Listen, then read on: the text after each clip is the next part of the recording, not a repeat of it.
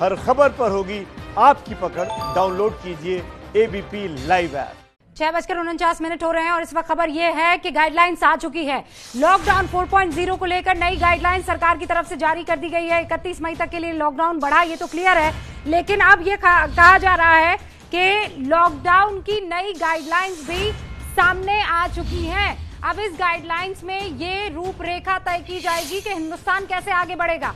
पंकज मेरे साथ जुड़ चुके हैं, उनका रुख करते हैं। पंकज, गाइडलाइंस पीछे मेट्रो नहीं चलेंगी, मेट्रो नहीं चलने वाली है, ये क्लियर है।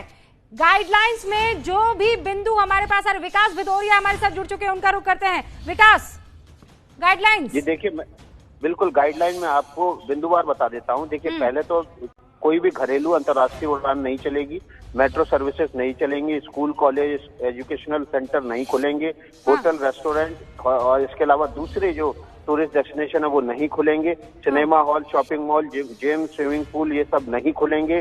जितनी भी सोशल, पॉलिटिकल, स्पोर्ट्स, एंटरटेनमेंट और एकेडमिक रिलेटेड जितनी भी एक्टिविटी हैं वो उन पर पाबंदी लगी रहेगी। सभी रिलीजियस प्लेसेस और प्रार्थना स्थल सभी बंद रहेंगे। ये वो चीजें थी जो बंद रहेंगी। इसके अलावा रिस्ट्रिक्शन के साथ क्या क्या खुलने वाला है, इंटर स्टेट यानी कि अंतर्राज्यीय पैसेंजर का मूवमेंट होगा, जो बसेस से हो या फिर प्राइवेट व्हीकल से हो, वो राज्यों द्वारा आपस में तय करके वो खोला जाएगा। इसके अलावा inter state movement of passenger vehicle buses वो भी स्टेट और यूटी यानी कि केंद्र शासित राज्य और राज्यों के बीच खोली जाएंगी। इसके अलावा जो इससे पहले जो गृह मंत्रालय की तरफ से किसी भी व्यक्ति के मूवमेंट के लिए एक राज्य से दूसरे राज्य के लिए जो गाइडलाइन जारी की गई है उसका पालन करते हुए वो एक राज्य से दूसरे राज्य ट्रेवल कर सकता है। मतलब सीधी सी बात है कि पास के जरिए वो ट्रेवल कर सकता है। इसके अलावा जो रेड जोन, बफर जोन और ग्रीन जोन में क्या क्या खुलने वाला है, क्या नहीं खुलने वाला है, वो भी हम आपको बता देते हैं। देखिए, साफ कर दिया गया है कि रेड जोन में और ऑरेंज जोन में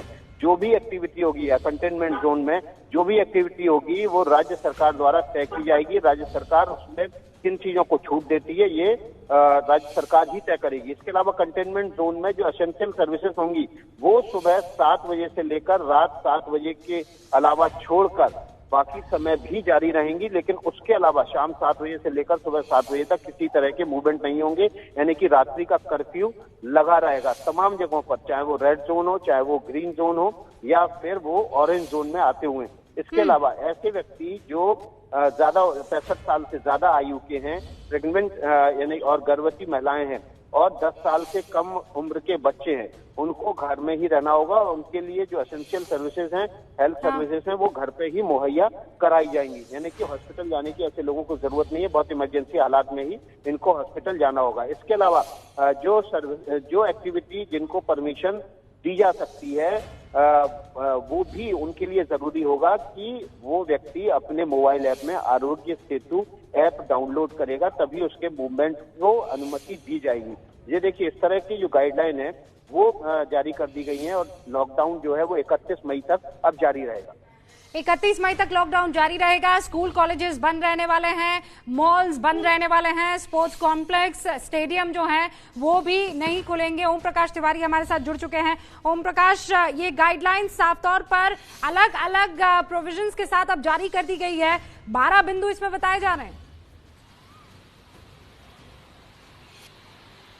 बिल्कुल रूपिका, गाइडलाइंस जारी कर दी है। केंद्रीय गृह सचिव अजय कुमार भल्ला के हस्ताक्षर से गाइडलाइन जारी की गई और इसमें एक बात और स्पष्ट की गई है कि 31 मई 2020 तक मेट्रो ट्रेन भी नहीं चलेंगी। गाइडलाइन में स्पष्ट कहा गया है कि 31 मई 2020 तक मेट्रो ट्रेन भी नहीं चलेंगी। जो मेट्रो ट्रेन लगातार दिल्ली हो या गाजियाबाद हो, वहां पर बताया जा रहा था कि मेट्रो ट्रेन ने अपने परिचालन के लिए पूरी सुविधाएं कर ली हैं, वो मेट्रो ट्रेन नहीं चलेंगी। दूसरी महत्वपूर्ण बात यह है कि इसमें साफ तौर पर कहा गया है कि जितने भी पब्लिक प्लेसेज हैं वहां पर मास्क पहनना अनिवार्य होगा।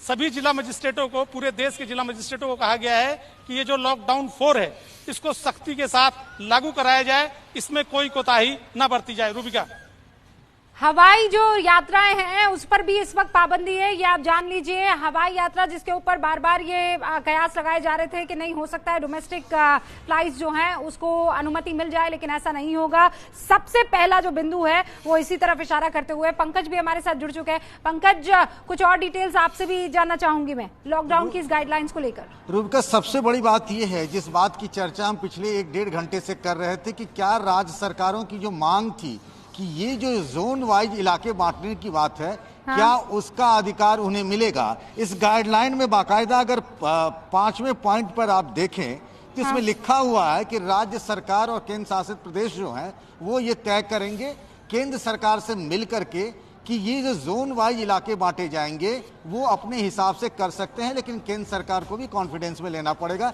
ये एक बड़ा फैसला है। इस गाइडलाइन के अलावा जो हम बार बार जिक्र कर रहे हैं कि क्या डोमेस्टिक फ्लाइट शुरू होंगी, नहीं होंगी, रेलवे सेवा नहीं होंगी, मेट्रो के तमाम वीडियो आ रहे थे, पिक्चर्स आ रहे थे नोएडा मेट्रो के या दिल्ली मेट्रो की, वहाँ किस तरीके से तैयारी हो रही है, वो बिल्कुल नहीं होगा। लॉकडाउन 4 में नहीं खुलने वाला है। तो बहुत कुछ नहीं बदला है लॉकडाउन 4 में।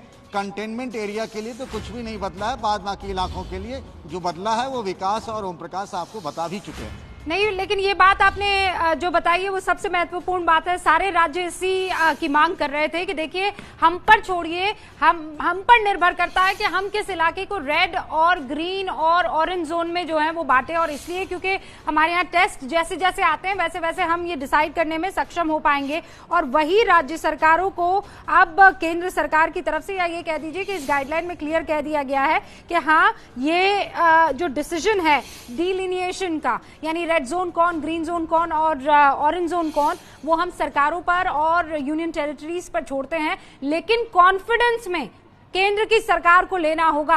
ये एक सबसे बड़ा पॉइंट है। हम ये बता रहे हैं क्योंकि अभी जो गाइडलाइंस आई है उसको पढ़ा जा रहा है, और जैसा पंकज बता रहे हैं कि कमोबेश वही सारे बिंदु हैं, लेकिन जो महत्वपूर्ण बात है वो ये है कि अब राज्य सरकारों को थोड़े और पावर दे दिया गया है। अब राज्य सरकारों पर कुछ और डिसीजन मेकिंग पावर जो है वो दे दिए गए हैं। हमारे साथ बाकी सारे सहयोगी भी जुड़ चुके हैं। जगविंदर पटियाल का रुख करते हैं। जगविंदर, देखिए, सबसे बड़ी बात पंजाब को एतराज इस बात पर ही था कि रेड, ग्रीन और ऑरेंज जोन जो है ये ठीक नहीं किए गए। रूबिका, मैं बताता हूं क्यों एतराज था। मान लीजिए एक जिले में 5 तहसील होती हैं, एक तहसील में 10-20 केस आ गए कोरोना के, तो कह दिया जाता है कि ये जिला रेड जोन हो गया। तो कैप्टन अमरिंदर सिंह ने प्राइम मिनिस्टर से ये कहा था कि जो बाकी 4 सब डिवीजन हैं वो दूर दूर होते हैं, 4 तहसीलें दूर दूर हैं, उनका कोई लेना देना नहीं है कोरोना से, तो उनको हम रेड जोन में क्यों डालें, जब एक तहसील है तो उसी तहसील को रखें। इसीलिए कैप्टन ने कहा था कि भाई आप हमें ये अख्तियार दीजिए और हम इसे कंटेनमेंट जोन और नॉन कंटेनमेंट जोन बनाएंगे कि ये शहर, ये तहसील जो है ये कंटेनमेंट में है, बाकी नहीं। तो ये अख्तियार अगर दे दिया गया है तो कैप्टन अमरिंदर सिंह की एक बात तो सुन ली गई है। अब राज्य सरकार ये तय कर सकती है केंद्र को कॉन्फिडेंस में लेकर कि भाई पूरी 5 की 5 तहसीलें, पूरा जिला जो है वो रेड जोन नहीं है, बल्कि एक तहसील रेड जोन है। सो ये एक फायदा हुआ है। दूसरा, दुकानें खोलने का टाइम बढ़ा सकते हैं। अगर हम ये पूरा ऑर्डर देखें, अगर मान लीजिए कि कंटेनमेंट जोन में नहीं आ रहा है कोई भी तहसील, तो वहां पर दुकानें अभी जो है पंजाब में वो 11 घंटे के लिए खुल रही हैं, सुबह 7 बजे से लेकर शाम के 6 बजे तक। तो वो टाइम बढ़ाया जा सकता है, क्योंकि छोटे दुकानदारों की बार बार कैप्टन अमरिंदर सिंह बात कर रहे हैं। अब इसके माने क्या है पंकज, मैं ये जानना चाहती हूँ। बाकी तमाम मेरे सहयोगी ओम प्रकाश भी इस वक्त आपको दिखाई दे रहे हैं, आपको पंकज दिखाई दे रहे हैं, मनीष शर्मा भी दिखाई दे रहे हैं, संजय त्रिपाठी भी हमारे साथ जुड़ चुके हैं। अलग अलग राज्यों में प्रकाश भी आपको वहाँ बिहार से दिखाई दे रहे हैं, नीरज भी हमारे साथ जुड़े हुए हैं। नीरज, अब इसको कैसे समझा जाए कि ये एक बड़ा खाका तैयार हो गया है, राज्यों को दे दिया गया है, अब राज्य अलग से गाइडलाइंस चालू करेंगे या जारी करेंगे? बिल्कुल, ये देखिए रूबिका, यहाँ पे 2 चीज समझिए। यहाँ पे केंद्र सरकार ने एक खाका तैयार कर दिया कि आप इसको इसके हिसाब से चलना पड़ेगा। इसमें एक चीज मैं अभी पढ़ रहा था, एक और बहुत महत्वपूर्ण विषय ये है कि उन्होंने कहा कि होटल, रेस्टोरेंट, ढाबे वो तो बंद रहेंगे, लेकिन सरकारी दफ्तरों की जो कैंटीन है उसको खोलने के आदेश दे दिए हैं, यानी वहां पे आप एक्टिविटी बढ़ा सकते हैं।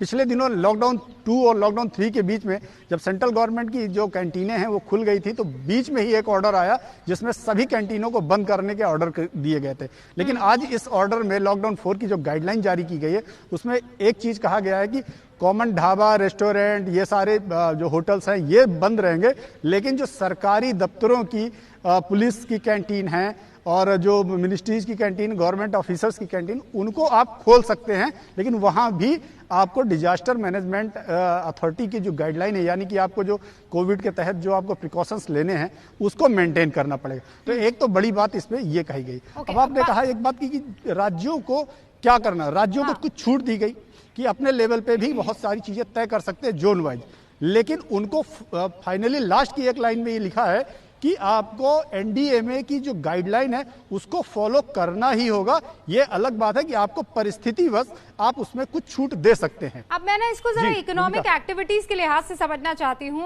प्रकाश, आप जरा बताइए कि अब जो गाइडलाइंस आई है उसके मुताबिक क्या इकोनॉमिक एक्टिविटीज को लेकर कुछ क्लैरिटी मिली है कि फला दुकानें खुल जाएंगी, इंटर स्टेट आवाजाही होगी कि नहीं होगी? बिल्कुल, इस गाइडलाइन में एक बात तो साफ है कि जो इन्होंने योजनाएं पेश की थी बिहार सरकार की तरफ से, जो सुझाव दिए गए थे, उसमें साफ था कि एक्टिविटी जो भी आर्थिक गतिविधियां हैं उसे शुरू की जा सकती हैं, जैसे दुकानें हो गई, लेकिन फिर मॉल्स और जो शॉपिंग मॉल्स थे या सिनेमा हॉल्स थे उनको छोड़कर, यानी छोटी बड़ी दुकानें जितनी भी है वो खोली जा सकती हैं। और सबसे जो अभी चुनौती है रूबिका बिहार सरकार के सामने वो है कि अभी भी, यानी कि सरकार को ये आशंका है कि बड़ी संख्या में मजदूर जो है अप्रवासी बिहारी बाहर है, उन्हें बुलाना है, क्योंकि उनके सामने बड़ी संकट है कि वो 25 तारीख तक जो अनुमान लगाया जा रहा है, जहां मेरी बात हुई थी मुख्य सचिव से बिहार के दीपक कुमार से, उन्होंने कहा था कि 12 से 15 लाख और मजदूर हैं जो अभी आएंगे। तो उनको लेकर बड़ी चिंता है कि बिहार में जब आएंगे वो, तो उन्हें किस तरह का काम दिया जाएगा, उनसे कैसे काम लिया जाएगा और आर्थिक गतिविधियां किस तमाम तरह से दर्शकों पूरी के की लिए जाएंगी। यहाँ स्क्रीन पर लॉकडाउन 4.0 को समझाने के लिए हमने कुछ चीजें आपके लिए देखिए स्क्रीन पर रखी है, जैसे क्या खुला है और क्या बंद रहेगा। मैं आपको शुरू से बताना चाहती हूँ। जो पहला बिंदु है वो तो यही है लॉकडाउन 4.0 का, गृह मंत्रालय की इस गाइडलाइन का, कि बगैर दर्शक स्पोर्ट कॉम्प्लेक्स और स्टेडियम जो है वो खोल सकते हैं, यानी खेल होगा लेकिन वहां दर्शक नहीं होंगे। School, colleges, shopping mall, metro, rail, हवाई सेवा, ये सब बंद रहने वाले हैं। आगे स्टेडियम प्रैक्टिस के लिए खोल दिए जाएंगे, लेकिन होटल्स, रेस्टोरेंट और धार्मिक स्थल जो हैं वो बंद रहेंगे। क्या बंद रहेगा? मंदिर, मस्जिद, गुरुद्वारे, मॉल, जिम बंद रहेंगे, लेकिन बिना दर्शक स्पोर्ट्स कॉम्प्लेक्स, स्टेडियम खुलेंगे। और जैसा नीरज अभी बता रहे थे कि जो सरकारी कैंटीन्स हैं वो भी खुलेंगी, वो भी इस गाइडलाइंस में क्लियर कर दिया गया है, लेकिन मेट्रो नहीं, रेल नहीं, हवाई सेवा नहीं। जैसा लॉकडाउन 3 पहले था बिल्कुल वैसा ही 4.0 भी है, बस थोड़ा रद्दोबदल है। और वो क्या रद्दोबदल है? जैसे सरकारी दफ्तर खुलेंगे, जरूरी सेवाओं के अलावा बाकी तमाम जितने लोग हैं वो घर में रहेंगे, ढाबे और रेस्टोरेंट बंद रहने वाले हैं, लेकिन सरकारी कैंटीन वो अब चलेगी। मेरे सारे सहयोगी यहां पर है। पंकज, नीरज कुछ बताना चाह रहे हैं आप? जी बिल्कुल रूबिका, यहाँ पे एक बहुत महत्वपूर्ण बिंदु नंबर 10 अगर आप पढ़ें तो उसमें एक बहुत महत्वपूर्ण विषय है, और उन्होंने साफ किया है कि सभी राज्यों में, अंतर राज्यों में, यानी कि एक राज्य से दूसरे राज्य में, यानी कि उत्तर प्रदेश से अगर दिल्ली आना हो तो जितने भी मेडिकल स्टाफ हैं, जितने भी मेडिकल प्रोफेशनल हैं, नर्स है, पैरामेडिकल स्टाफ है, सैनिटाइजेशन पर्सनल्स हैं, एम्बुलेंस हैं, बिना किसी रिस्ट्रिक्शन के आ जा सकेंगे। यानी कि उत्तर प्रदेश के नोएडा में अगर कोई रह रहा है, उसको दिल्ली आना है, मेडिकल स्टाफ, कोई नर्स, कोई डॉक्टर या पैरामेडिकल का बंदा कोई हो, या जो एम्बुलेंस है, इनमें कोई रोकथाम नहीं होगी, इनको किसी प्रकार से नहीं रोका जाएगा।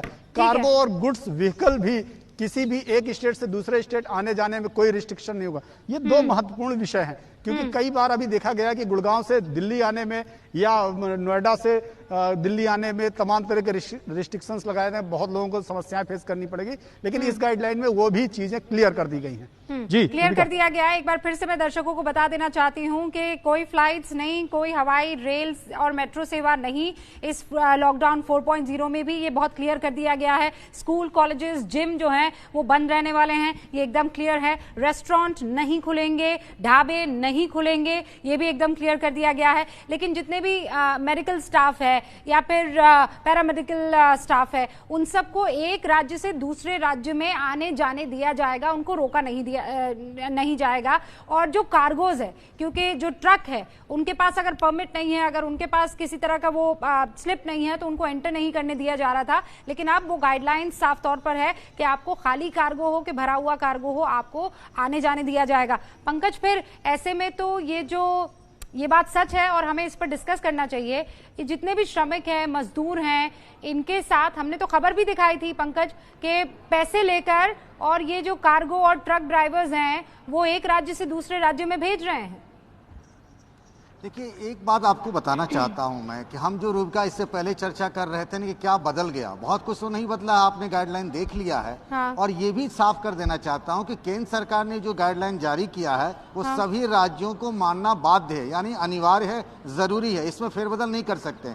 सिर्फ बदलाव कर सकते हैं कंटेनमेंट एरिया क्या लोकेशन आइडेंटिफाई करेंगे। जैसे जगविंदर कह रहे थे, मान लीजिए हम नोएडा में रहते हैं, किसी एक सेक्टर को आप कंटेनमेंट एरिया बना सकते हैं। बहुत कुछ बदला है उसमें। अगर देखिए, जैसा खुद नीरज भी कह रहे थे कि पैसेंजर्स को अगर मान लीजिए एक राज्य से दूसरे राज्य तक जाना है, पब्लिक ट्रांसपोर्ट, वो जा सकते हैं। उसके लिए सोशल डिस्टेंसिंग के लिए क्या क्या किया जा सकता है, एक बस में 20 लोग बैठाएंगे, डायगनली बैठाएंगे, 3 सीटों वाले पे एक ही को बैठाना है, एक जिले से दूसरे जिले लोग आ जा सकते हैं, एक राज्य से दूसरे राज्य आ जा सकते हैं। ये बहुत बड़ी सहूलियत इस बार दी गई है कंटेनमेंट एरिया को छोड़ के। एक राज्य से दूसरे राज्य में आ जा सकते हैं पंकज, आप ये कह रहे हैं? जी हाँ, ये देखिए लिखा हुआ है गाइडलाइन में, जो मैंने बोल्ड में हाईलाइट कर रखा है, inter state movement of passengers, vehicles and buses with mutual consent of the state concern और इन्वॉल्व, जो भी समझिए। ये लिखा हुआ है inter state movement of passenger, vehicles and buses with mutual consent of the states and union territories involved. फिर लिखा हुआ intra state movement of passengers, vehicles and buses as decided by the state and UTs. मतलब ये साफ है कि एक बड़ा बदलाव जो ये हुआ, जिसकी चर्चा बार बार हो रही थी कि क्या ये सहूलियत मिलेगी कि नहीं मिलेगी, तो अब एक राज्य से दूसरे राज्य लोग आ जा सकते हैं, पब्लिक ट्रांसपोर्ट चलेगा एक जिले से दूसरे जिले में। नहीं, पर ये तो दोनों राज्यों पर निर्भर करेगा ना पंकज। मान लीजिए राजस्थान और दिल्ली की सरकार में ये तय होता है कि हम आवाजाही शुरू कर देते हैं, लेकिन कई राज्य तो ऐसे हैं जो कह रहे हैं कि हम अपनी बॉर्डर्स नहीं खोलेंगे। पंकज, इस पर भी तो क्लैरिटी चाहिए, वो राज्य डिसाइड करेंगे, फिर सरकार की तरफ से छूट है। जी हाँ, बिल्कुल। तो ये दोनों राज्यों को तय करना होगा। मुझे लगता है दोनों राज्य मानेंगे। जिस तरीके की समस्या है, देखिए इस हिसाब से क्या होगा, बहुत सारे लोग एक राज्य से दूसरे राज्य जाना चाहते हैं, तो मुझे नहीं लगता कि दोनों राज्यों में से किसी को ऐतराज होगा अगर सारे प्रोटोकॉल और नॉर्म्स फॉलो किए जाते हैं तो। अब मनीष भी हमारे साथ राजस्थान से जुड़े हुए हैं। मनीष, जरा ये बताइए, पिछली मर्तबा जब आपसे बात हो रही थी तब आपने कहा था कि यहाँ की सरकारों ने तो ढाबे वगैरह जो हैं वो खोल दिए, रेस्टोरेंट वगैरह खोल दिए हैं, लेकिन ये जो एमएचए की गाइडलाइंस है वो बहुत क्लियरली कहती है कि ढाबे, रेस्टोरेंट और होटल्स जो हैं वो नहीं खुलेंगे और इन गाइडलाइंस से बाध्य होना होगा हर एक राज्य को। जी बिल्कुल रूबिका, लेकिन खास बात यह है कि राजस्थान सरकार ने जो होटल, रेस्टोरेंट, ढाबे जो शुरू किए हैं वो ढाबे केवल राष्ट्रीय राजमार्गों पर यानी नेशनल हाईवेज पर शुरू किए हैं, और जहां तक होटल और रेस्टोरेंट की बात है वहां केवल टेक अवे फैसिलिटी दी गई थी। लेकिन अब देखना ये होगा, चूंकि नई गाइडलाइन जो आई है लॉकडाउन 4.0 के लिए, उसमें ये बात साफ की गई है कि होटल और रेस्टोरेंट नहीं खुलेंगे, तो ऐसे में निश्चित रूप से राजस्थान सरकार को इस पर पुनर्विचार करना होगा। दूसरी बात, अभी जिस बात का जिक्र पंकज ने किया, उन्होंने कहा कि इंटर स्टेट जिस तरीके से बढ़ पाएगा दोनों राज्यों की सहमति से, तो रूबिका ये कहीं ना कहीं विवाद भी होगा, क्योंकि राज्यों से मजदूरों का लगातार पलायन जारी है। और कुछ दिनों पहले आपको ध्यान होगा राजस्थान और उत्तर प्रदेश के बीच सीमा पर पुलिस के बीच झड़प भी हुई थी। तो ये जो एक क्लॉज है, इसमें स्पष्ट नहीं होने से अगर राज्य सहमति नहीं जताते हैं तो कहीं ना कहीं विवाद की स्थिति भी उत्पन्न होगी, खासतौर पर मजदूरों के पलायन को लेकर, उन्हें क्वारंटाइन किया जाने को लेकर कि कौन राज्य क्वारंटाइन करेगा, कौन राज्य उन्हें जाने देगा। तो ये तमाम मुद्दे ऐसे हैं जो धीरे धीरे खुलकर सामने आएंगे। लेकिन फिलहाल अगर अंतर्राज्यीय सहमति दी जाती है और दोनों राज्य सरकारें जहां वो संबंधित हैं उनके ऊपर छोड़ा जाता है, तो कहीं ना कहीं विवाद भी इससे उत्पन्न होंगे। जी रूबिका। जगविंदर पटियाल भी हमारे साथ बने हुए हैं। जगविंदर, गाइडलाइंस में जो महत्वपूर्ण बिंदु है वो ये है कि राज्य, जो बात आप कह रहे थे कि राज्य चाह रहे थे कि कुछ थोड़ा सा पावर हमें होना चाहिए, और खासकर ये डिसाइड करने में कि कोरोना से कौन सा इलाका किस तरीके से लड़ रहा है। इकोनॉमिक एक्टिविटीज और ज्यादा बढ़ाना चाहते थे, लेकिन इन गाइडलाइंस को देखकर ये लग रहा है कि लगभग कमोबेश वैसा ही सब कुछ रहने वाला है इकोनॉमिकली।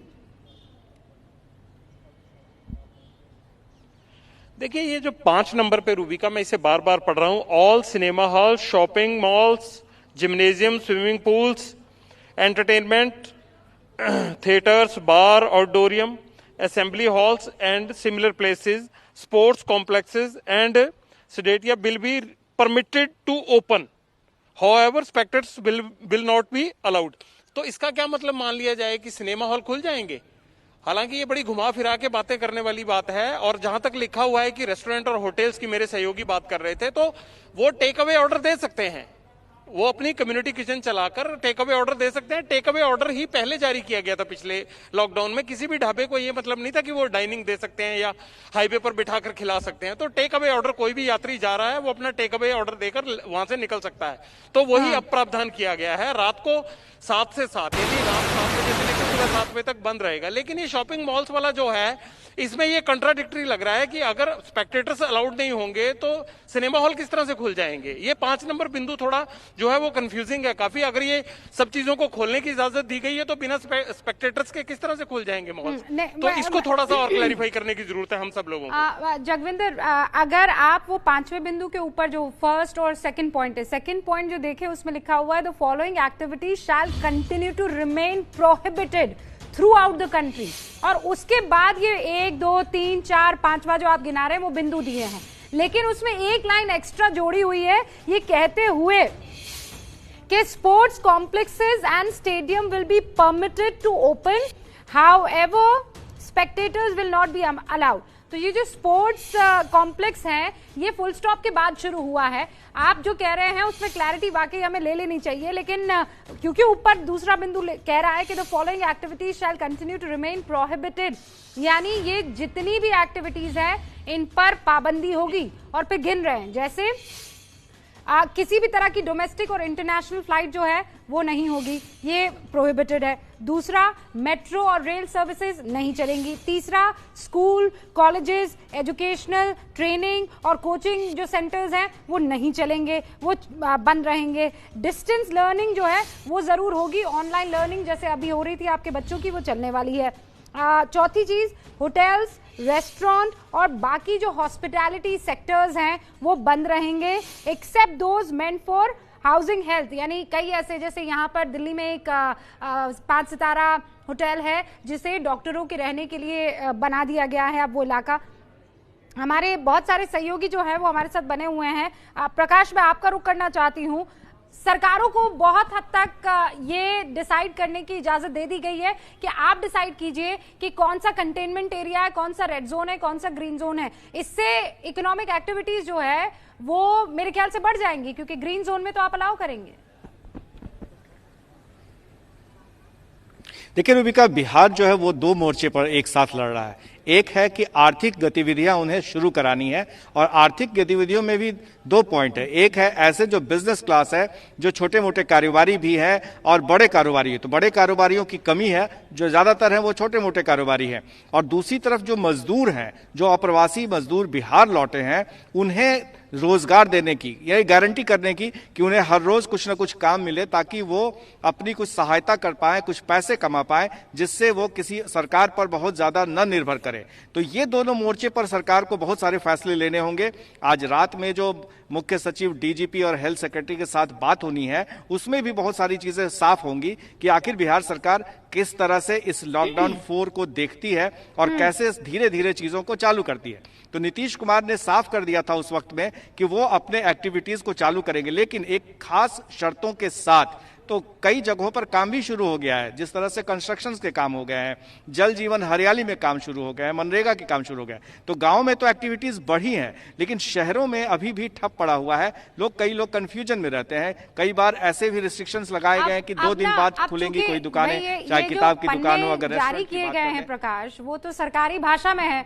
जो बात अभी जगविंदर कह रहे थे, अब अगर इसे आसान शब्दों में समझना हो तो पंकज, वो कैसे समझा जाए? ओम प्रकाश भी हमारे साथ। ओम प्रकाश, जरा ये बताइए फिर इसे कैसे समझा जाए कि कौन सी दुकान जो है वो खुलेगी, कौन सी दुकानें बंद रहने वाली है? आपने मोटा मोटी तो बता दिया है, लेकिन फिर उसकी सब कैटेगरीज कैसे, जैसे सैलून भाई खुल रहे हैं कि नहीं खुल रहे हैं, बार्बर शॉप खुल रही है कि नहीं खुल रही है?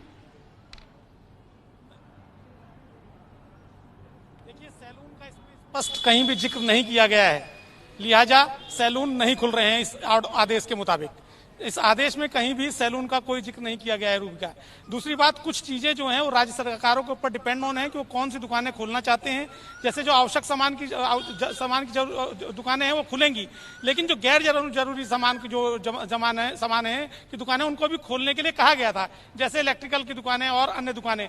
मैं आपको रूबिका एक और महत्वपूर्ण चीज बता दूं जो आम लोगों से जुड़ी हुई है, कि इस आदेश में भी शादी ब्याह में 50 से ज्यादा लोग शामिल नहीं हो पाएंगे इस लॉकडाउन के चलते, और इस लॉकडाउन के दौरान यदि किसी की मृत्यु हो जाती है तो 20 लोगों से ज्यादा लोग उसमें शामिल नहीं हो सकते। तीसरी महत्वपूर्ण बात जो इसमें है कि इस लॉकडाउन का सख्ती से पालन कराने के लिए अधिकारियों को भी लूप लाइन में ले लिया गया है। इस आदेश में साफ तौर पर लिखा गया है कि यदि कोई अधिकारी अपने कार्य को करने में लापरवाही करता है और ये प्रूव हो जाता है कि उसने लापरवाही की है तो उसके खिलाफ क्रिमिनल एक्शन भी हो सकता है और उसे उसके तहत 1 साल तक की सजा भी हो सकती है। स्पष्ट तौर पर जो तमाम गाइडलाइंस हैं उनको सख्ती से जारी कराने के लिए इस आदेश में साफ तौर पर लिखा गया है। आदेश में यह भी लिखा गया है कि तमाम जिला मजिस्ट्रेट्स इस गाइडलाइन को पालन कराने के लिए उत्तरदायी हैं, और अगर किसी अधिकारी की लापरवाही पाई गई और ये प्रूव हो गया कि उसकी लापरवाही के चलते और भयानक खामियाजा भुगतना पड़ रहा है तो ऐसे में उसे 1 साल तक की सजा हो सकती है। यानी कि केंद्र सरकार इस गाइडलाइन को, लॉकडाउन 4 को सख्ती से इंप्लीमेंट कराने के लिए पूरी तरह से प्रतिबद्ध दिखाई दे रही है। और जहां तक दुकानों की बात है, स्पष्ट कर दिया गया है कि जो दुकानें हैं, राज्य सरकार जिन दुकानों को उचित समझती है उनको वो खोल सकती है, लेकिन जैसे सैलून की जो आपने बात की, स्पा की बात की और स्विमिंग पूल्स की बात की, ये सारी चीजें नहीं खुलने वाली हैं रूबिका। ओके, अब जरा दर्शकों को इसे तोड़कर ऐसे समझना होगा।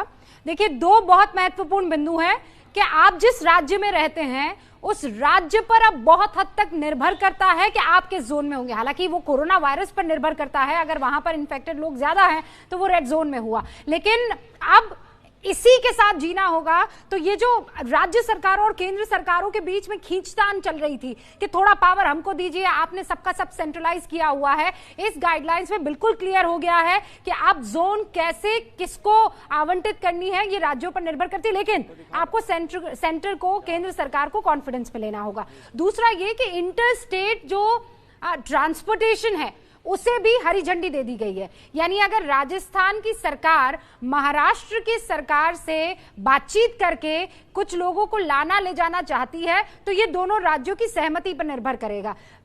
प्रकाश हमारे साथ मौजूद है। प्रकाश, अब मैं ये जानना चाहती हूं कि मान लीजिए यूपी की सरकार बिहार में अब मजदूरों को भेजना चाहती है तो बिहार सरकार मानेगी? क्योंकि अपनी बॉर्डर को तो बड़ा सील करके रखा हुआ अभी तक। देखिए, बिहार सरकार ने अब से कुछ देर पहले ही ऐलान किया है नीतीश कुमार की तरफ से कि जो भी बिहार से बाहर है और इच्छुक बिहार वापस आना चाहते हैं तो वो धैर्य रखें, वो सुरक्षित रहे, उन्हें वापस जरूर बुलाया जाएगा। और इसका टारगेट उन्होंने 25 तारीख तक रखा है। कई जगहों पर यह भी देखा गया है कि स्थानीय यानी कि उत्तर प्रदेश की सरकार के जो विधायक हैं, मंत्री हैं, उन लोगों से तो बात हो ही रही है, साथ ही जिला मजिस्ट्रेट से भी बात हो रही है कि कहीं अगर कोई पैदल चलता हुआ या कठिनाई में दिख रहा है तो उनकी मदद करे, और उसके लिए बिहार सरकार भी तैयार है। तो ये एक मसला है। दूसरा मसला रूबिका सबसे महत्वपूर्ण है, जो हमारे सहयोगी ओम प्रकाश जी ने बताया कि किस तरीके से पनिशमेंट है। ये महत्वपूर्ण बात है कि पिछले कई दिनों से लॉकडाउन की धज्जियां उड़ रही थी, खुलेआम लोग दिख रहे थे, सोशल डिस्टेंसिंग का पालन नहीं करते हुए जहां तहां लोग घूम रहे थे। ये जिला मजिस्ट्रेट की उत्तरदायी ठहराने के लिए कि नहीं, ये आपकी जिम्मेदारी है कि अगर आपके इलाके में कोई मिलते हैं इस तरह से पैदल चलते हुए, बुरे हाल में, खाना पीना के बगैर वो चलते दिखते हैं, ट्रक से भेड़ बकरियों की तरह लदे हुए दिखते हैं, तो उनके खिलाफ में कार्रवाई होगी। ये महत्वपूर्ण है इस बार कि लॉकडाउन 4 में जो पहले रियायतें दी गई थी, छूट दी गई थी, या लोग गैर जिम्मेदारियां का परिचय दे रहे थे अधिकारी या पुलिस वाले, वो इस बार उन्हें एक तरह से बांधा गया है इस पनिशमेंट में, इस कानून के तहत, जो डिजास्टर मैनेजमेंट एक्ट है उसके तहत, कि उनके खिलाफ कार्रवाई होगी। कैसे गुजर रहे थे, थानेदार देख रहे थे, डिस्ट्रिक्ट मजिस्ट्रेट देख रहे थे, जिला के जिला लोग गुजर रहे थे, पैदल जा रहे थे, परेशान थे, कोई पूछने वाला नहीं था। तो ये एक तरह से जीरो इन किया गया है कि नहीं, इस बार ऐसा नहीं चलेगा, आप पर जिम्मेदारी ठोकी जाएगी। अधिकारियों को बिल्कुल बता दिया गया है और राज्य सरकारों को भी ये समझा दिया गया है कि you have to stick by the guidelines. अब मैं ये समझना चाहती हूँ, ओम प्रकाश तिवारी ने कहा कि देखिए सैलून तो नहीं खुलेंगे क्योंकि उसका किसी तरह का जिक्र नहीं है। पिंकी भी हमारे साथ हैं और बाकी और रिपोर्टर्स हैं, उनका मैं रुक करूं, लेकिन उससे पहले पंकज, इन चीजों को थोड़ा और तोड़कर हमें रखना होगा जनता के सामने, इसलिए क्योंकि वो एक एक चीज को ऐसे समझेंगे कि फिर मेरे घर के बाहर ये वाली दुकान खुलेगी कि नहीं खुलेगी, मैं यहाँ जा सकूंगा कि नहीं जा सकूंगा, या फिर ये सब निर्भर करता है आपके जोन में है और जोन निर्भर करता है राज्य सरकार पर।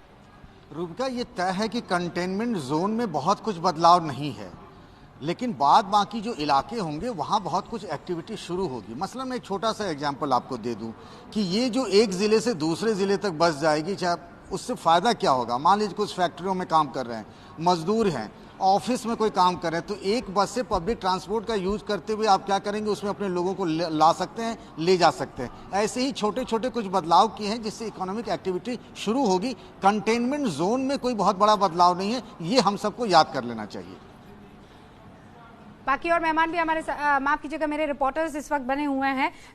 जो बात पंकज कह रहे हैं कि containment zone, red zone, green zone, orange zone, Brijesh Rajput भी हमारे साथ मध्य प्रदेश से जुड़ गए हैं। ब्रिजेश, ये जोन सरकार डिसाइड करेगी?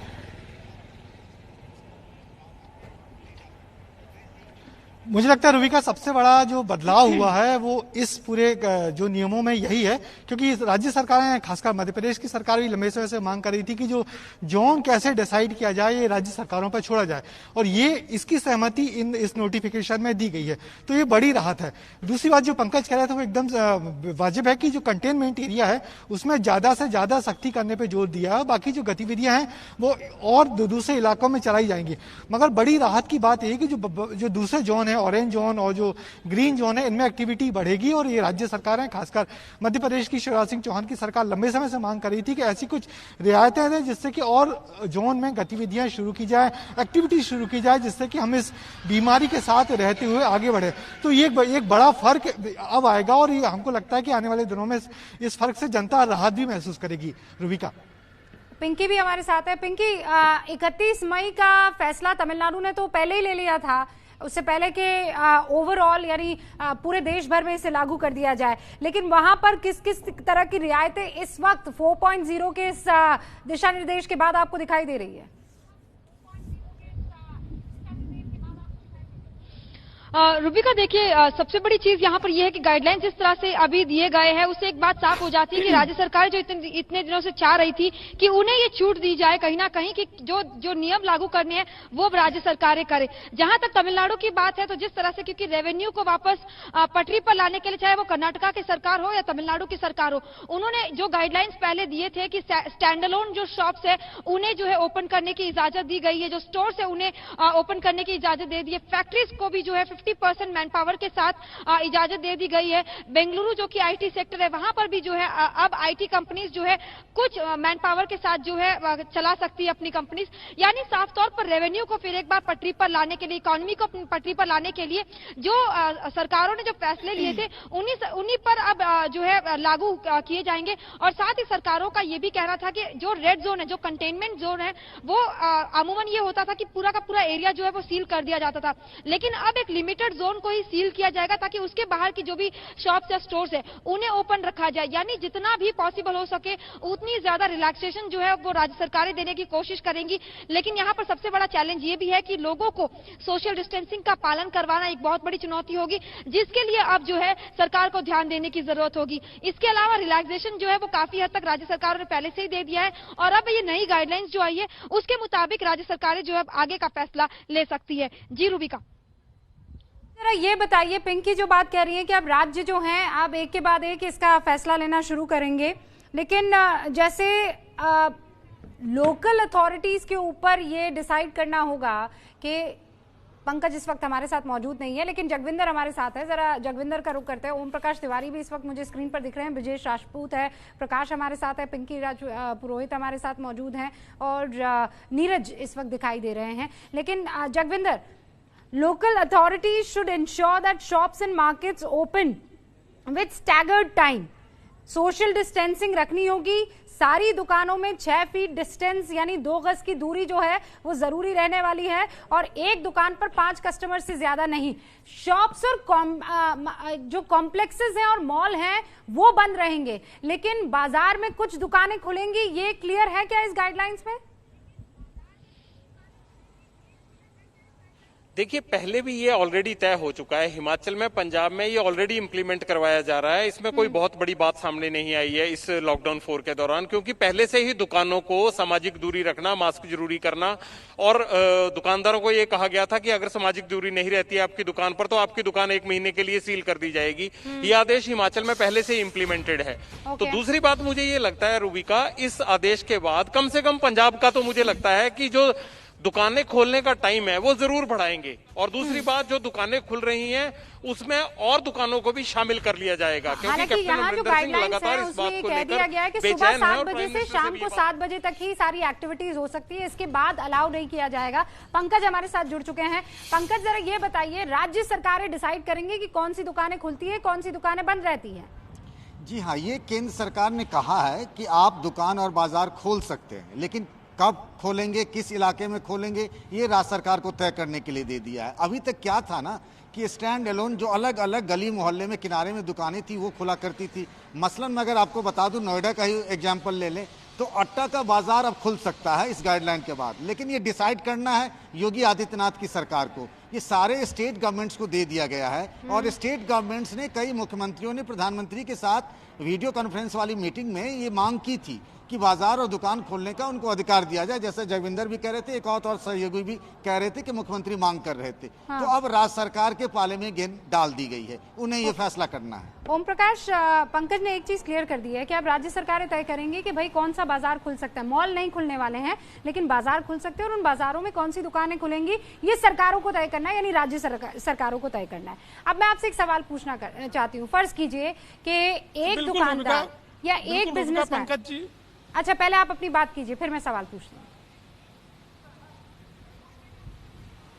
रूबिका, मैं बताऊं, जो पंकज जी कह रहे हैं वो ठीक है। राज्य सरकारों को ये पावर दे दी गई है कि वो डिसाइड कर सकती हैं कि उन्हें अपने इलाके में कौन सी दुकानें खुलवानी है, कौन सी दुकानें नहीं खुलवानी है। लेकिन उसके ऊपर भी केंद्र का चाबुक है।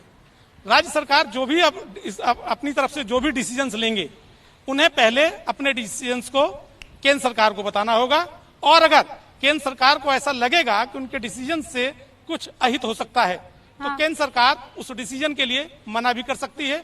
और अगर केंद्र सरकार को ऐसा लगता है कि जानकारी छुपाई जा रही है, तो केंद्र सरकार उस जगह पर अपनी स्पेशल ऑब्जर्वर सेंट्रल टीम भी भेज सकती है, जैसा कि इसके पहले भी होता रहा है। तो ये तो पावर जरूर दे दी गई है कि राज्य सरकार खुलवाएं, लेकिन राज्य सरकारों को एनआरकी फैलाने की कोई इजाजत नहीं दी गई है केंद्रीय गृह मंत्रालय की तरफ से। यही कारण है आज रात को 9 बजे केंद्रीय कैबिनेट सचिव तमाम राज्यों के चीफ सेक्रेटरीज को ये बात क्लियर कर देंगे कि आप लोग इसमें बिल्कुल कीजिए, अपने मन की कीजिए, अपने व्यापार को चलाइए, लेकिन अगर केंद्र को पूरी तरह से आपको इन्फॉर्म करके रखना है और केंद्र को जहां जरूरत समझेगा वहां पूरी तरह से इंटरफेयर करेगा, जिससे ये महामारी ना फैल सके। रूबिका जी, देखिए ये बहुत क्लियर है ना पंकज। इसको ऐसे कहना चाहिए कि लॉकडाउन 3.0 वर्जन 3.0 में जितना भी कुछ दिया गया था, यानी जो भी दिशा निर्देश हैं, और लॉकडाउन 4.0 में जितने जो निर्देश दिए गए हैं, उनमें 2 ही महत्वपूर्ण चीजें हैं। एक तो ये कि जोन राज्य सरकारी तय करेंगी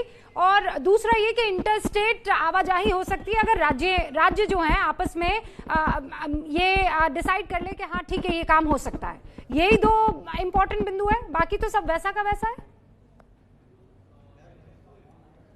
3 में था ये, लेकिन आपने जो पहली बात कही ना कि राज्य सरकार को दे दी गई ये तय करने के लिए जिम्मेदारी कि वो तय कर ले कंटेनमेंट जोन क्या है, लेकिन जैसा ओपी तिवारी ने कहा कि ये भी उनको भरोसे में लेके पंच केंद्र सरकार ही रहेगा इस मामले में भी। दूसरी एक बड़ी जो राहत दे दी गई है कि एक राज्य से दूसरे राज्य, बहुत राज्यों ने मांग की थी, वो विवाद की बात अलग है कौन से राज्य क्या करते हैं, लेकिन एक राज्य से दूसरे राज्य लोग आ जा सकते हैं, ये एक छूट दी गई है। गणेश ठाकुर भी हमारे साथ जुड़ चुके हैं। गणेश, पूरे देश में रियायत की चर्चा चल रही है, लेकिन महाराष्ट्र में तो कतई नहीं।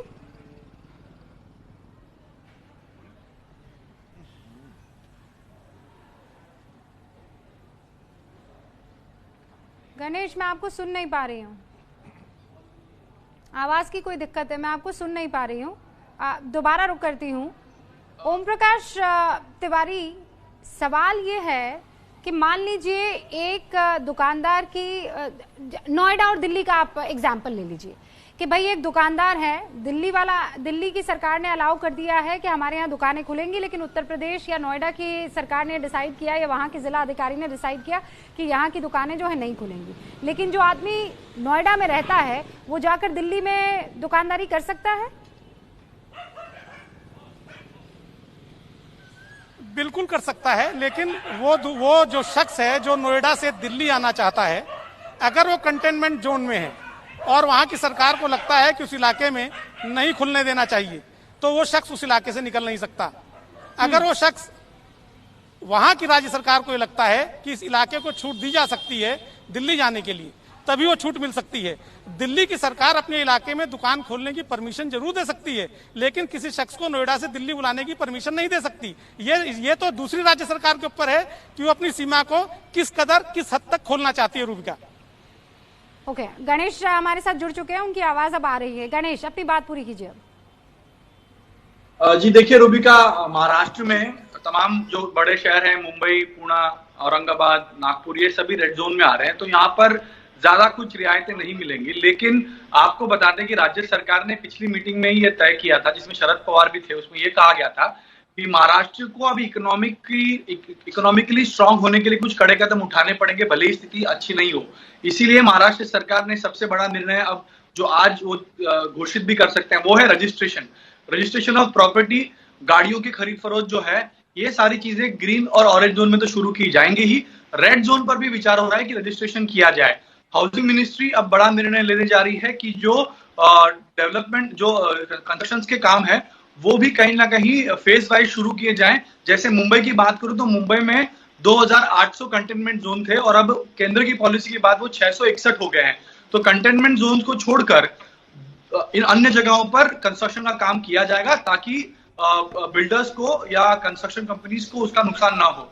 इसके अलावा एक सेकंड रोक रही हूँ आपको, एक सेकंड रोक रही हूँ। ओम प्रकाश तिवारी के पास कोई जानकारी है? ओम प्रकाश।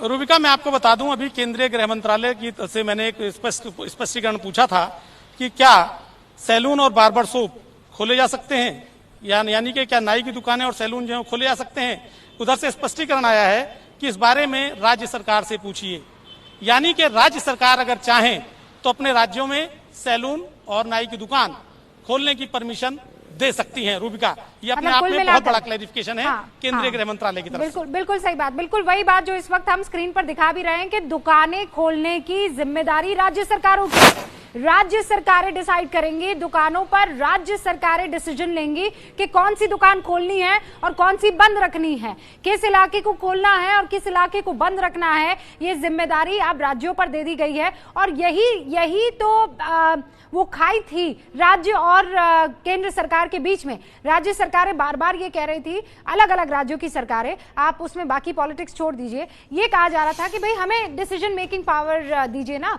हम डिसीजन बनाना चाहते हैं या लेना चाहते हैं कि हमारे राज्य में कौन सा इलाका ज्यादा खतरनाक है और कौन सा कम खतरनाक है। अब वो जो अधिकार राज्यों को मिल गए हैं, आप उससे ये डिसाइड कर सकते हैं या ये समझ सकते हैं कि अब राज्य डिसाइड करेगा या राज्य अब फैसला लेगा कि कौन सी दुकानें जो हैं वो खुलेंगी।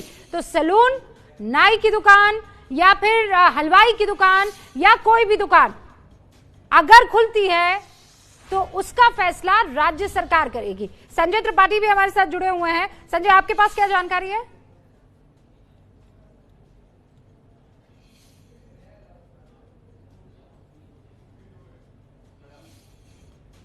संजय त्रिपाठी का हम रुख नहीं कर पा रहे हैं क्योंकि कुछ टेक्निकल प्रॉब्लम आ रही है। जगविंदर पटियाल भी हमारे साथ है। जगविंदर, यही तो चाह रहे थे ना कैप्टन अमरिंदर? देखिए, मैं चंडीगढ़ की एक अच्छी खबर आई है बताता हूं। अभी मैंने देखा है, मैसेज आया है, जो चंडीगढ़ के एडवाइजर है उन्होंने एक बड़ी अच्छी खबर दी है चंडीगढ़ वालों के लिए कि अब जो रेस्टोरेंट वाले हैं वो चंडीगढ़ में खाने की होम डिलीवरी कर सकते हैं। अभी तक होम डिलीवरी बंद थी, तो मेरे ख्याल से आजकल बच्चे और बड़े और खासकर महिलाओं का सबसे बड़ा दर्द यही बना हुआ था कि होम डिलीवरी नहीं आ रही है तो खाना सबको खुद बनाना पड़ रहा था। तो ये एडवाइजर मनोज परीदा का एक मैसेज देखकर मुझे खुशी मिली और ये मैं साझा कर रहा हूं चंडीगढ़ के लोगों के साथ कि आप होम डिलीवरी से घर खाना मंगवा सकते हैं रेस्टोरेंट से। यानी चंडीगढ़ एडमिनिस्ट्रेशन इसकी इजाजत देने जा रहा है, लेकिन 9 बजे शायद ये क्लैरिफाई करेंगे और जब कैबिनेट सेक्रेटरी से बात करेंगे। केवल चंडीगढ़ नहीं, ये सिर्फ चंडीगढ़ का है। Manoj Parida, adviser to administrator, Chandigarh है। तो केवल चंडीगढ़ में, लेकिन फिर भी कई लोगों के लिए अच्छी खबर, खासकर चंडीगढ़ के लोगों के लिए, कि आप होम डिलीवरी आपके घर पर हो सकती है। आप ऑर्डर करना चाहे तो कर सकते हैं, लेकिन इस बीच ख्याल जरूर रखिएगा, कोरोना काल चल रहा है और आपको जितनी हाइजीन हो सकती है वो मेंटेन करनी होगी, जितनी सोशल डिस्टेंसिंग हो सकती है वो आपको मेंटेन करनी होगी। पिंकी, आपके पास कोई जानकारी है?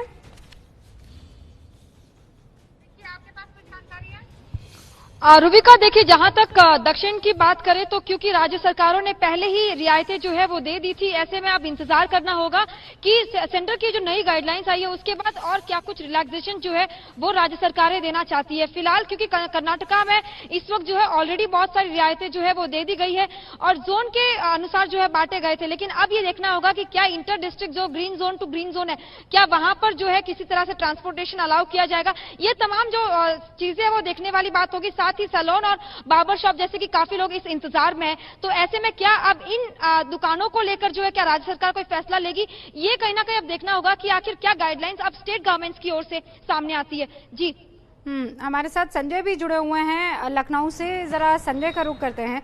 संजय, कुछ 12 लगभग पॉइंट है और कुछ सब पॉइंट्स जो हैं उन 12 पॉइंट्स में है इस दिशा निर्देश में, इस गाइडलाइंस में, लेकिन एक बात क्लियर कर दी गई है, कुछ चीजें कतई नहीं होगी, लेकिन जिन चीजों में संभावना है उसका फैसला राज्य सरकार कर सकती है।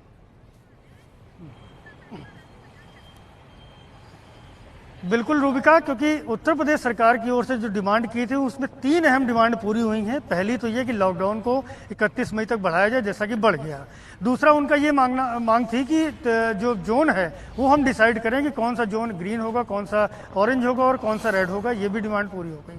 और तीसरी डिमांड ये थी कि जो स्थानीय स्तर पर जो प्रतिष्ठान खोले जाने हैं वो हम तय करेंगे कि वो कौन से होंगे।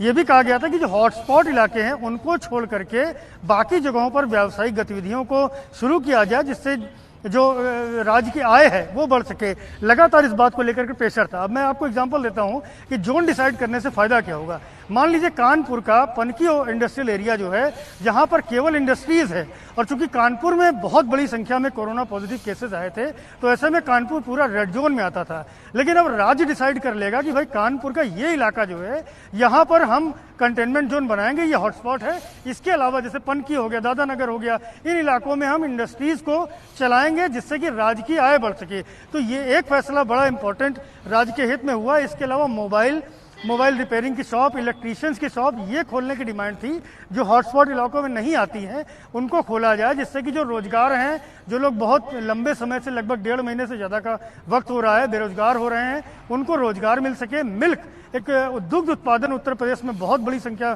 तादाद में होता है और उसकी खपत इस वक्त नहीं हो पा रही थी। तो मांग थी कि मिल्क और मिल्क के बाई प्रोडक्ट जो हैं उनसे जुड़े हुए प्रतिष्ठान खोले जाएं। जो बार्बर शॉप हैं इनको खोले जाने पर फैसला हो सकता है। हालांकि ये संकेत हमको मिलना शुरू हो गए थे कि चूंकि ये सारी गतिविधियां शुरू होंगी तो इसके पहले ही कल एक आदेश अपर मुख्य सचिव गृह के यहाँ से जारी होता है, जिसमें साफ तौर पर यह कहा जाता है कि हर व्यक्ति अपने घर से मास्क पहन के निकले। मास्क नहीं पहनता तो पहले 100 रुपए, दूसरे 100 रुपए और तीसरी बार पकड़ा जाता है तो 500 रुपए का जुर्माना होगा। तो मतलब उस आदेश से कहीं ना कहीं ये संकेत मिल रहा था। मैं आपको रोक रही हूँ, एक खबर आई है और वो खबर ये है कि जितने भी रेस्टोरेंट्स हैं वो होम डिलीवरी कर सकते हैं खाने की। ये रेस्टोरेंट पर बड़ी खबर है, क्योंकि अभी देखा आपने, जगविंदर बता रहे थे कि चंडीगढ़ की खबर आई है जहां पर होम डिलीवरी हो सकती है, लेकिन रेस्टोरेंट जो हैं वो खाने की होम डिलीवरी कर सकते हैं। मुझे और इस पर क्लैरिफिकेशन चाहिए होगा। ओम प्रकाश हमारे साथ शायद बने हुए हैं। ओम प्रकाश, इस पर भी क्लैरिटी मिल गई है अब? देखिए, बिल्कुल साफ बात है रूबिका कि ये स्टेट गवर्नमेंट को डिसाइड करना है कि वो कौन सा रेस्टोरेंट खोलना चाहती है, कौन से रेस्टोरेंटों से होम डिलीवरी कराना चाहती है, कौन सी दुकानें खुलवाना चाहती है। सब कुछ depend on state government. Delhi सरकार तय करेगी कि क्या खोलना है, क्या बंद करना है। महाराष्ट्र सरकार तय करेगी उसको अपने हिसाब से क्या खोलना है, क्या बंद करना है। लेकिन अब उसको प्रत्येक बात की जानकारी केंद्र सरकार को देनी मस्ट है। केंद्र सरकार को जानकारी देनी होगी और अगर केंद्र सरकार को लगेगा कि इस काम को करने से भी महामारी फैल सकती है तो उस पर रोक भी लगाई जा सकती है। यानी पावर्स तो पूरी स्टेट गवर्नमेंट के पास है, लेकिन अंतिम डिसीजन वो केंद्र सरकार ही लेगी। वो अपने यहाँ खोल सकते हैं, लेकिन केंद्र सरकार को लगेगा कि कुछ अनयूजुअल हो रहा है तो वहां पर इंटरफेयर कर सकती है। Rubika, Restaurant shall be permitted to operate kitchens from home for home delivery of food items। ये साफ तौर पर यहाँ जो होम मिनिस्ट्री की गाइडलाइंस हैं उसमें कह दिया गया है। यानी वो जो चौथा पॉइंट है, चौथे पॉइंट की आखिरी लाइन ये साफ तौर पर कह रही है कि जितने भी रेस्टोरेंट हैं वो परमिटेड हैं अपना किचन जो है वो चालू रखने के लिए। उनको वो जो अपना सिटिंग एरिया है वो तो बंद रखना होगा, लेकिन अपना किचन चालू रख सकते हैं, होम डिलीवरी कर सकते हैं। ये इकोनॉमिक एक्टिविटी के लिहाज से देखिए एक बड़ी खबर होगी। लेकिन फिर आप समझ लीजिए, मान लीजिए आप उस इलाके में हैं, रेड जोन में है, या फिर उस इलाके में जो कंटेनमेंट जोन है, वहां चाह कर भी आप रेस्टोरेंट से डिलीवरी नहीं ले पाएंगे, क्योंकि राज्य सरकार ने उस इलाके को वैसे ही डीमार्क कर दिया होगा, ये कहकर कि आपको अपना ख्याल रखना है, कोई आएगा नहीं और कोई वहां पर जाएगा नहीं। पंकज, रेस्टोरेंट को लेकर भी अब क्लैरिटी आ गई है। धीरे धीरे जितना आप गाइडलाइंस को पढ़ेंगे उतनी क्लैरिटी आएगी। मुझे लगता है रूबिका, ये जो 9 बजे कैबिनेट सेक्रेटरी की सभी राज्यों के चीफ सेक्रेटरी डीजीपी के साथ बैठक है ना, तो अपने अपने राज्य उस हिसाब से बहुत कुछ आज देर रात तक तय कर लेंगे, अपनी अपनी गाइडलाइन जारी कर देंगे, तो उन राज्यों में वो चीजें साफ हो जाएंगी। क्योंकि बहुत कुछ केंद्र ने राज्य पर छोड़ दिया है, राज्य को तय करना है, तो उसके लिए थोड़ा वक्त देना चाहिए। वो भी गाइडलाइन पढ़ेंगे, फिर बात करेंगे केंद्र से, फिर चीजें तय हो जाएंगी। अच्छा, ये भी कहा जा रहा है कि शादी के कार्यक्रम हो सकते हैं, आयोजन हो सकता है, लेकिन 50 से ज्यादा लोग उसमें इकट्ठा नहीं हो सकते हैं, तो इसमें भी आपको परमिशन लेनी होगी पहले? जी हाँ, इसके लिए पहले आपको जिले के डीएम से तो परमिशन लेना पड़ेगा, क्योंकि कोई न कोई वहां जाएगा, इस बात की गारंटी लेगा, देखेगा कि क्या जो गाइडलाइन जारी किया गया है उसी के हिसाब से चीजें हुई है कि नहीं हुई है। तो इसके लिए बाकायदा इजाजत लेनी पड़ेगी, बताना पड़ेगा आप। पंकज, एक सेकंड रोक रही हूँ। ओम प्रकाश के पास एक और कोई जानकारी है। Om Prakash,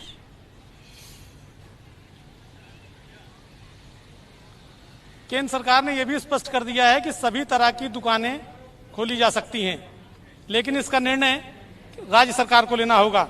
local authorities should ensure that shops and markets open with staggered timing so as to ensure social distancing. All shops shall also have to ensure 6 feet distance. सभी तरह की दुकानें खोली जा सकती हैं, लेकिन उसमें जो 6 फीट का डिस्टेंस है वो मेंटेन करना पड़ेगा। केंद्र सरकार ने स्पष्ट कर दिया है, लेकिन ये निर्णय राज्य सरकार को लेना है कि वो कौन कौन सी दुकानें अपने इलाके का जो माहौल है, अपने इलाके की जो समस्या है, अपने इलाके के में जो उसके यहाँ जिस तरह का रेड जोन है, जो भी जोन है, उसके हिसाब से वो कौन सी दुकानें खोल सकते हैं।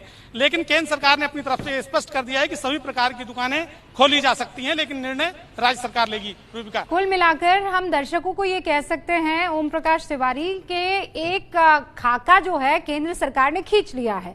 लॉकडाउन 3.0 तक जो कुछ भी इस पूरे देश में होना है वो केंद्र सरकार डिसाइड करती थी, लेकिन अब वो चाबी जो है वो राज्य सरकार को दे दी गई है।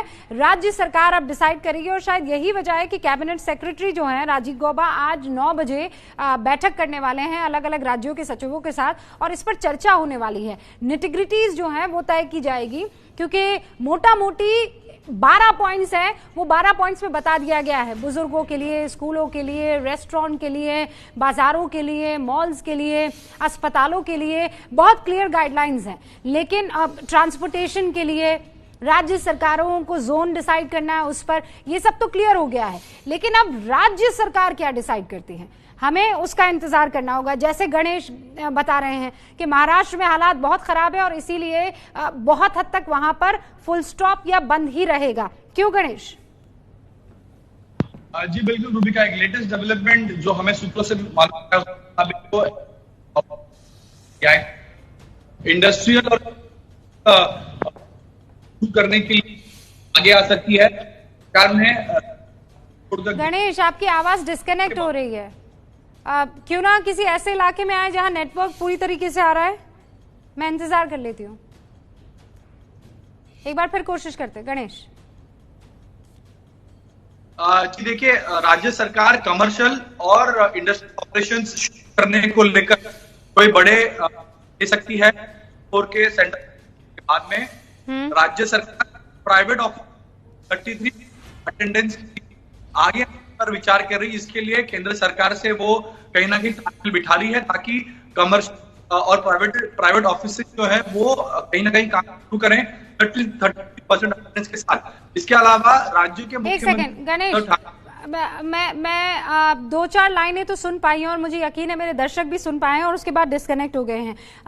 पंकज, जैसे एक मैसेज आया मेरे पास, इंटरेस्टिंग है, क्या अब मैं शाहदरा से नोएडा नए घर में सामान के साथ शिफ्ट हो सकता हूं और क्या मैं अपनी गाड़ी में 4 या 5 लोगों को ले जा सकता हूं?